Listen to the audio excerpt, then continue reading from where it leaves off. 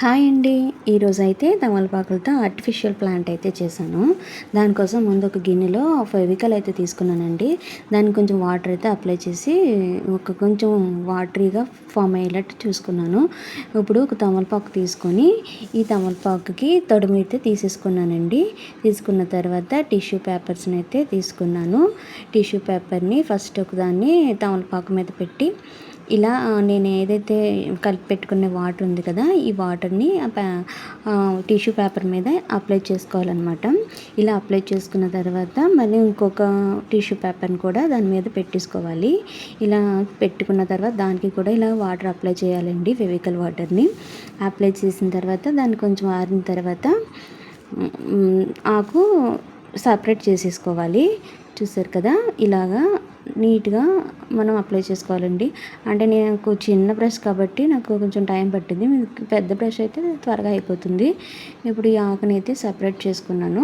Separate చేసుకున్న తర్వాత ఈ ఆకు షేప్లో కట్ చేసుకొని మిగిలిన ఎక్స్ట్రా పార్ట్ అయితే తీసేసుకున్నాను.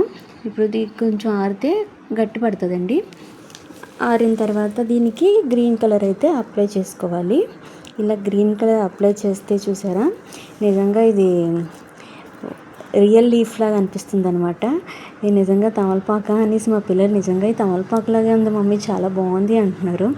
అయితే ఇప్పుడు అన్నీ గ్రీన్ కలర్ అయితే అంత బాగోదనేసి దీనికి కొన్ని అయితే నేను ఇలాగా పింక్ కలర్ అయితే అప్లై చేశాను. అయితే నా దగ్గర అయితే పింక్ కలర్ లేదండి. అందుకని నేను orange colour white colour mix చేస్తే పింక్ కలర్లోకి వచ్చింది. ఇప్పుడు ఒక వైర్ తీసుకున్నానండి, సిల్వర్ వైరు. దానికి గమ్ అంటించి ఇలా టిష్యూ పేపర్ని రౌండ్గా చుట్టుకున్నాను. చుట్టుకున్న తర్వాత లాస్ట్లో కూడా కొంచెం గమ్ము అంటించుకోవాలండి. ఇప్పుడు దీన్ని ఫెవికల్ వాటర్ అప్లై చేయాలి. దీనికి ఇలా అప్లై చేస్తే కొంచెం మెత్తపడుతుంది అనమాట. ఇలా మెత్తపడిన తర్వాత కాసేపటికి ఇది ఆరిపోతుంది. ఆరిపోయాక ఇప్పుడు ఈ ఆకులు ఉన్నాయి కదా, మనం పింక్ కలర్ ఆకులకి దీన్ని అటాచ్ చేయాలన్నమాట. ఈ పింక్ కలర్ ఆకులు అటాచ్ చేయాలి కాబట్టి ఆ ఆకు కొంచెం హోల్ పెట్టాను. అంటే ఈ వైర్ చాలా చిన్నగా ఉండడం వల్ల ఈ ఆకు హార్డ్గా ఉందండి. అందుకని పిన్నీస్తో అయితే ముందు నేను గుచ్చుకొని అప్పుడు దాన్ని అందులో పెట్టుకున్నాను. పెట్టుకున్న తర్వాత ఈ వైర్ అటు ఇటు కదలకుండా గమ్ముతో స్టిచ్ చేసేసుకున్నాను. స్టిచ్ చేసుకున్న తర్వాత దీనికి ఇక ప్లాస్టర్ ఉంటుంది కదండి, ప్లాస్టర్ అంటే పేపర్ ప్లాస్టర్ అనమాట. పేపర్ ప్లాస్టర్ని చాలా జాగ్రత్తగా ఇలా అంటించుకొని ఒక స్టెమ్ లాగా ఈ ఆకుకి ఉండేటట్టుగా పెట్టుకున్నాను.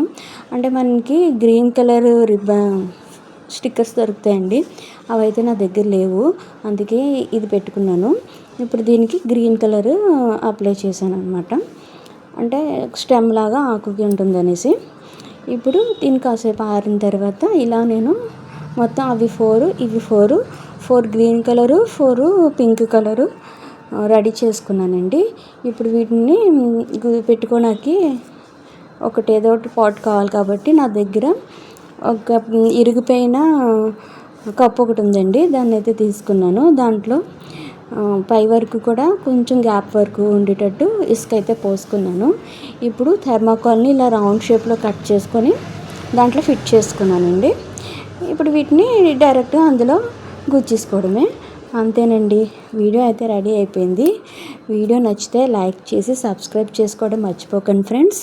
Please like and subscribe.